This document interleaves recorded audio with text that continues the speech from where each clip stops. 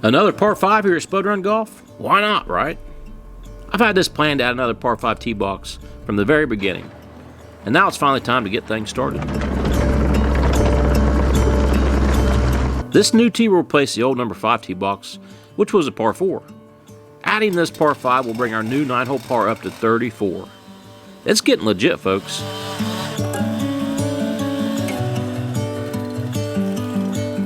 Being a sharp dogleg right, I'm sure it'll be a 3-shot hole for 9% of the golfers.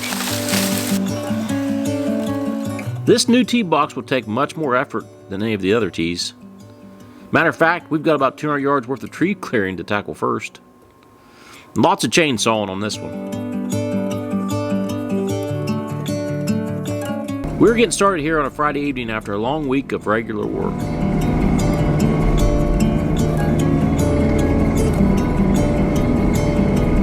I've only got about an hour or so of daylight, so the real work will commence tomorrow morning. But I'm just simply very excited to get what little bit of work we can accomplish done tonight. All right, morning number 2. Now last night we didn't get a lot done. It was dark, but I did get most of this burn up, so we're gonna do it all again today. We're gonna cut down a bunch of trees, have a couple fires, just keep chugging along. Now here in a minute, I'm gonna take you clear back to our proposed tee box location to try to explain and give you a better feel for the overall picture. This is perfect wintertime work. Even the dogs are loving it. And one of the things I harp on out here is our elevations, how the camera doesn't do it justice.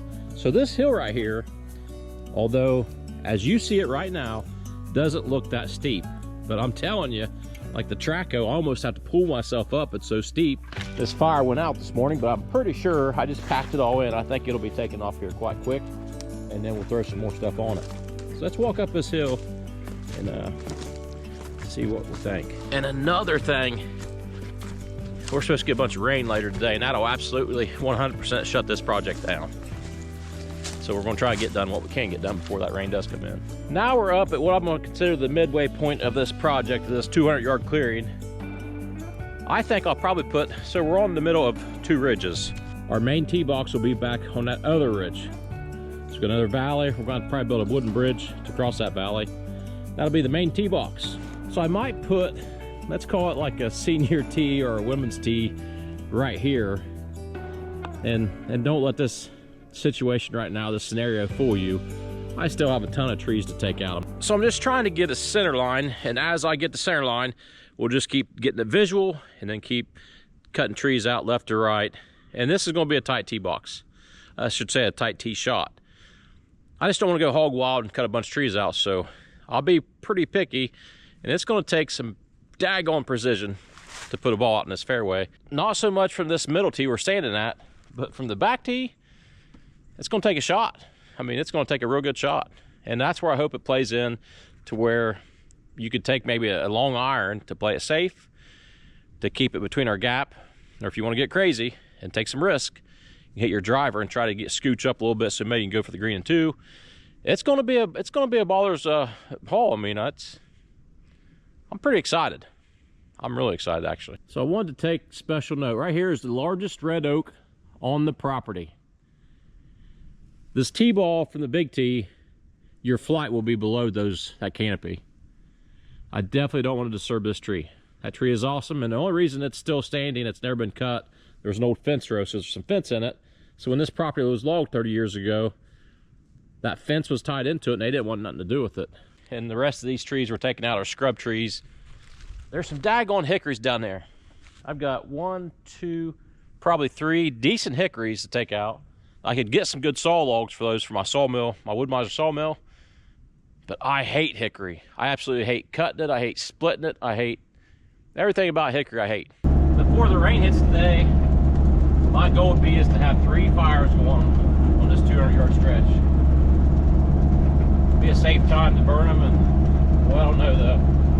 I've got an early start today, so that's we've got that working in our favor. I'm gonna take this Traco up to the midpoint. Let me show you how steep this is.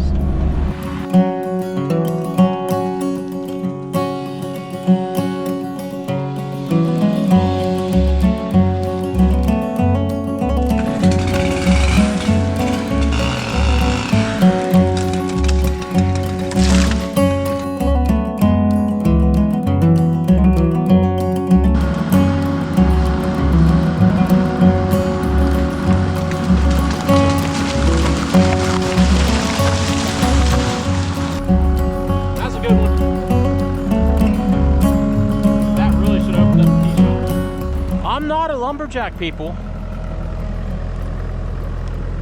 Especially on these daggone hills, man. Woo! Let's take a walk up to the big boy tees before it gets too dark on us. Take a peek at this, see what it's looking like.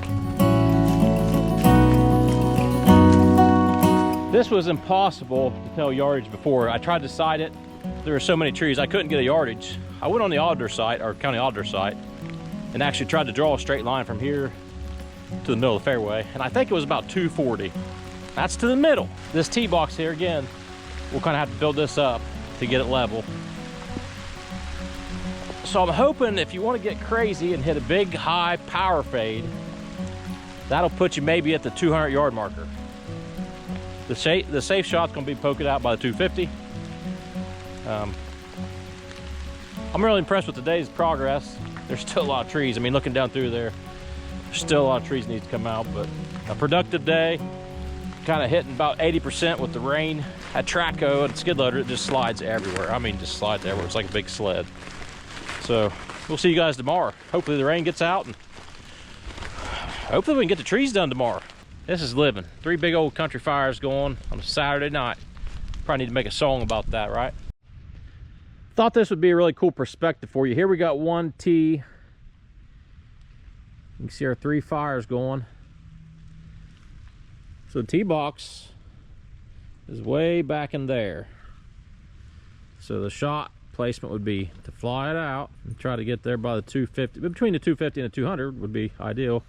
So another thing, it's hard to tell here, but that fairway kind of comes and goes up. We'll bring that fairway down by the Traco and up close to that creek down there. The other par 5, number 7, is way up on that hill. So we got par 5 up there, par 5 up there, splitting the property.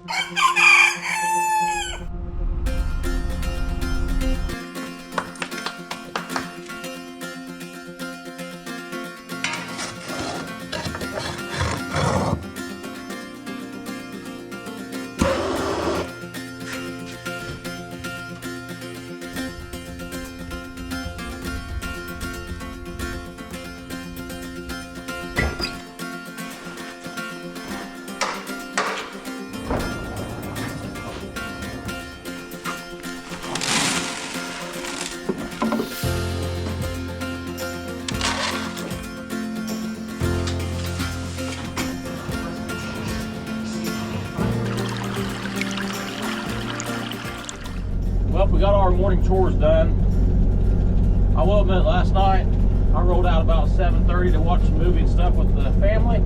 So I didn't stoke these fires as well as I should have. So that's what we're gonna do here after getting all our chores done. Get these 3 fires stoked up, get them rolling again, and start adding to them. I would like to hit a golf ball out this chute by the end of the day. Come on.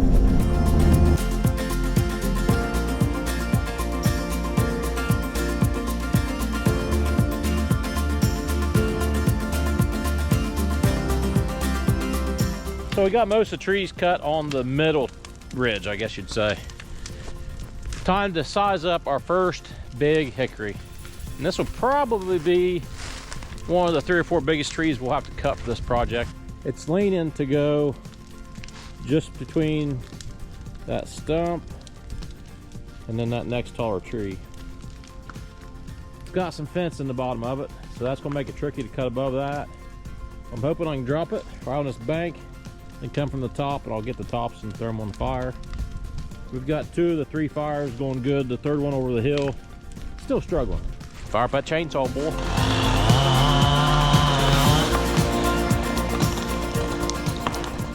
That daggone thing's hollow.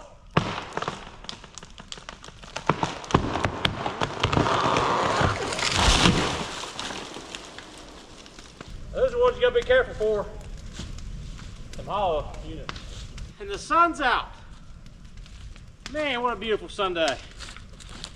Building a par 5 backyard golf course. Oh yeah, hollow. It's probably hollow way on up in here. This one would make for some good firewood, but I don't want to dick with it. This is a shagbark hickory. I really don't want to take out those little pines, but our ball flight should be well above that, the pines. Now the hickory behind the pines, it's got to come out. And that red oak you see down in the grass, I'd like to keep that bad boy. That'd be the last tree I cut. That one hurts me the most to cut it down. It's a nice little red oak. All these other trees are just junk and small and rotten. Red oak's gonna hurt me a little bit. I will admit that. Lost my balance.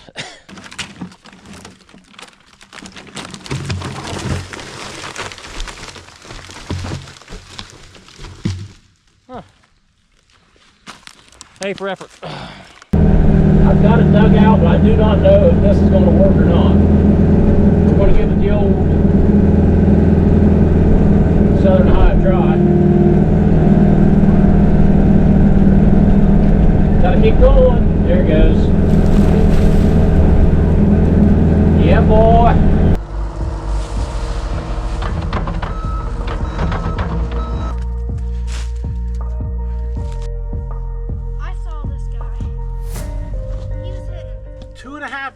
Of playing mulder guy out here, Spud Run Golf.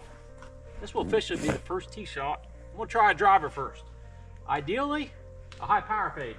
With these clothes on and I haven't played this winter, I don't know.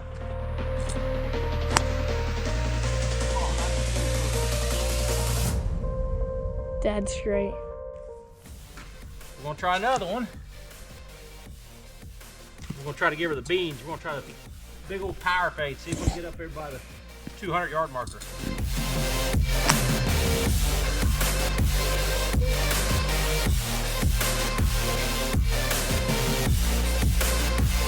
That was way deep. We gotta move the tee back.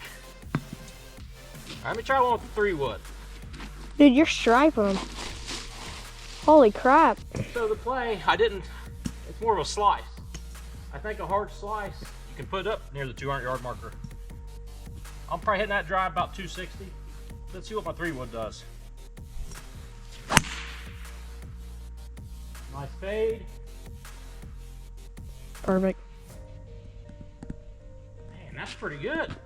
That's telling me we need to move the tee back another 20 yards, which we can do it. That's just more trees, but my driver definitely hitting it good and straight. You know, you're flying at 260, 270, you're over the fairway. What's your guys' thoughts? Should I keep it here? I mean, it's a 3-wood shot for me all day to hit the fairway, I think. Wonderful weekend here at Spud Run Golf, guys.